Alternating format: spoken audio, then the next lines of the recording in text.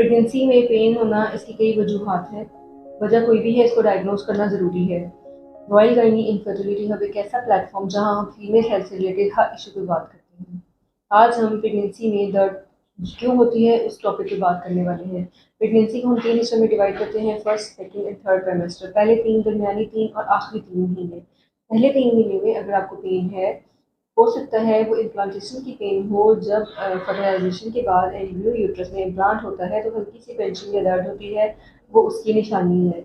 इसके अलावा अगर आपको इसके ज़्यादा दर्द है तो उसके लिए आपको अपने डॉक्टर से मशवरा करना ज़रूरी है, जिसमें कि वो यूटीआई को रूल आउट कर सकते हैं, एक्टोपिक प्रेगनेंसी को रूल आउट कर सकते हैं, मिसकैरेज अगर हो रहा है तो उसको रूल आउट किया जा सकता है।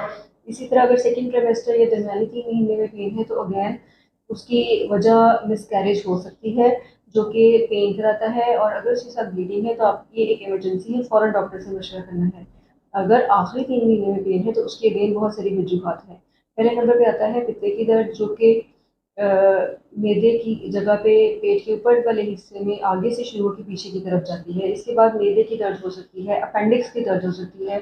बच्चे की और यूट्रस की साइज बड़ा होने की वजह से अपेंडिक्स अपनी पोजीशन चेंज कर लेती है। राइट लेग फोसा की जगह अम्बलाइकस के आसपास तो पूरे पेट में आपको उसकी दर्द फील हो सकती है। इमरजेंसी है, डॉक्टर से ज़रूर मशवरा करना है। इसके अलावा अगर आपको प्रेगनेंसी में इससे पहले फाइब्रॉइड या सिस्ट डायग्नोस हुई है तो टॉर्जन ऑफ सिस्ट या डीजनरेशन ऑफ फाइब्रॉइड पेन करा सकता है। ये अगेन इट्स एन इमरजेंसी, आपने अपने डॉक्टर से मशवरा ज़रूर करना है। अगर आपको आखिरी 3 महीने में दर्द के साथ पानी पड़ा है, छूट के पानी, आप कोई काम कर रहे थे या बैठे बैठे एकदम से पाँव तक पानी गया है, तो ये भी इमरजेंसी है। हेली लीक होने की एक इंडिकेशन है, डॉक्टर से मशवरा लाजमी है।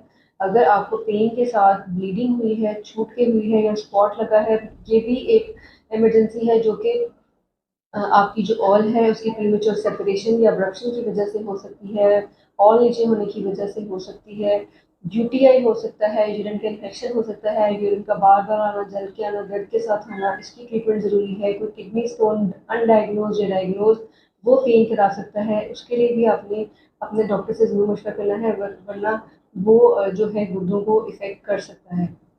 प्रेगनेंसी में किसी भी पेन को जो अनयूजुअल है इग्नोर नहीं करना होता, डॉक्टर से ज़रूर मशवरा करना होता है। फिर आपने एक फॉल्स और ट्रू लेबर को भी डिफ्रेंशिएट करना होता है।